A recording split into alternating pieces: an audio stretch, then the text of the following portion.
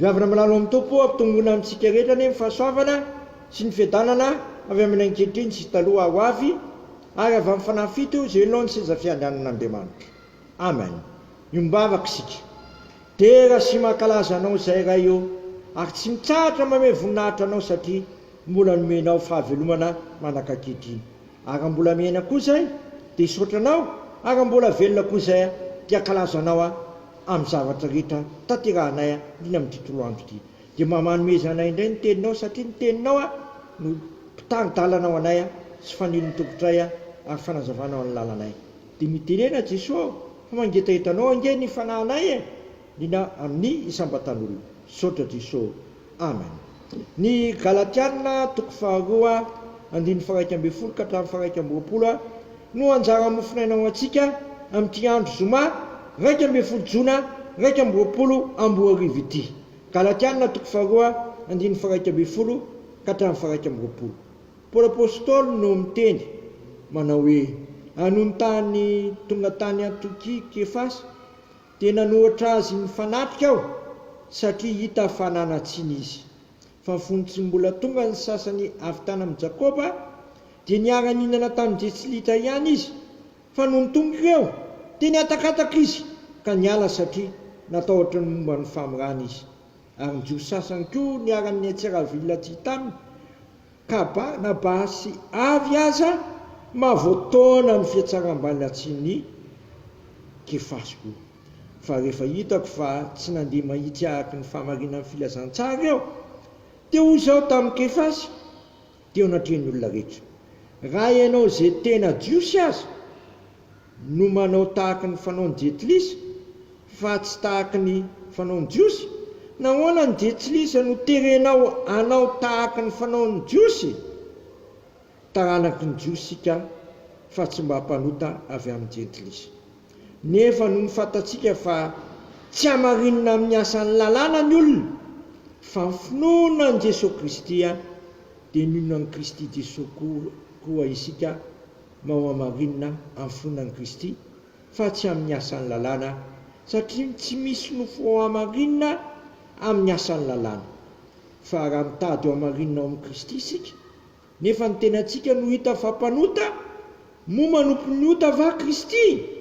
Mo mpanompo ny ota va Kristy? Sanatria izany. Fa raha ny zavatra efa noravako no atsanko ampinay dia mampiseho ny tenako fa diso aho. Fa izao dia tamin'ny lalàna no nahafatesako ny amin'ny lalàna mba ho velona ho an'Andriamanitra aho. Fomba miaraka amin'ny Kristy amin'ny hazo fijaliana aho ary tsy izao intsony ny velona fa Kristy ny velona ato anato. Fa izy velomako ankiriny amin'ny nofo dia velomako amin'ny finoana ny zanak'Andriamanitra zay efa tia ka nanotra ny tena namonjy aho. Tsy mahafoana ny fahasoavan'Andriamanitra aho fa raha avy amin'ny lalàna ny fahamarinana dia maty foana Kristy. Masonao manamasinanay amin'ny fahamarinana ny teninao amin'ny fahamarinana. Amen. Eto amin'ity lahatsoratra masiny ity havana asongadiny Paoly apôstôly ny mazava dehibe ny finoana any Jesosy na any Kristy Jesosy. Zava-dehibe ny finoana any Kristy Jesosy. Ny finoana any Kristy Jesosy dia azona fanamarina. Ny finoana any Kristy Jesosy dia azona fanamarina. Tsy misy marina tsika na dia iray azy. Samy mpanota avokoa isika rehetra.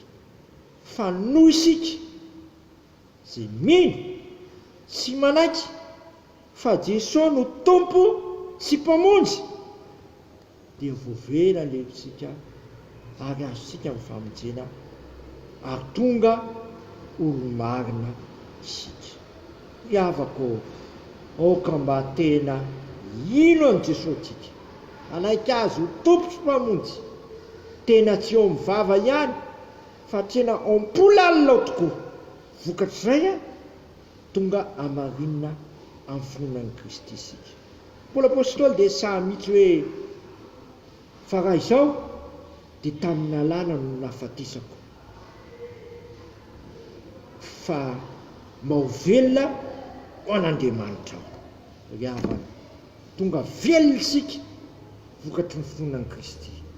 Tonga tsangako velontsika no ny finoanan'i Kristy satria rava ny hevitra mampisaraka antsika amin'Andriamanitra noho ny finoanan'i Kristy. Rava izay fanameloana azo sika amin'ny tsy nahatanterantsika ny lalàna sy ny didy ary izay rehetra tsy mifanaraka amin'ny sitrapon'Andriamanitra. Fa maninona kosa mahazo famelan-kelotsika. Dikany hoe famelan-kelo ka dia fiainam-baovao, fahariana vaovao. Koa eto dia velona ao an'Andriamanitra sika rehefa mino an'i Kristy. Velona ao an'Andriamanitra, tsy velona ao amin'ny tenantsika intsony sika. Fa Paoly apôstôly dia samy teny mihitsy hoe izay velomako ankehitriny a dia hivelomako amin'ny finoana ny zanak'Andriamanitra izay efa tia ka nanolotra ny tenany amonjy ahy. Tsy tokony Paoly apôstôly ihany ny teny an'izany fa zasy ianao izay manaiky an'i Jesosy tompo sy mamonjy mba hiteniko hoe izay velomako ankehitriny eo amin'ity tenako ity nofoko ity dia velomako amin'ny finoana ny zanak'Andriamanitra dia Jesosy Kristy izay efa tia sy tianao a ka nanolotra ny tenany amonjy ahy sy amonjy anao a ary amonjy ity zao zao ity. Meteza ianao ino an'izany sy toetra amin'izany dia tsy ho velona ao amin'ny tenanao intsony ianao fa velona ao an'Andriamanitra ary velona anao ny zay kasitrahan'Andriamanitra.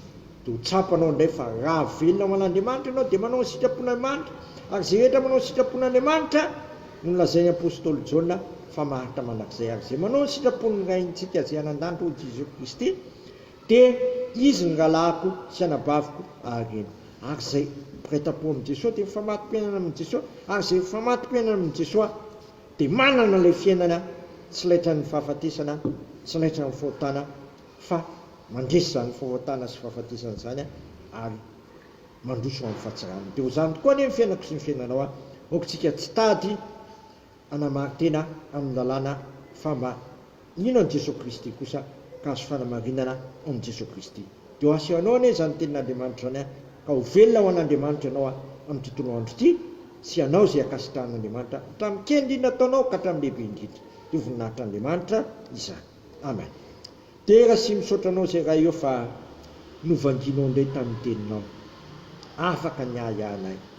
Tonga olo-marina izay no ny finoanan'i Jesosy Kristy satria marinina amin'ny finoanan'i Jesosy izay.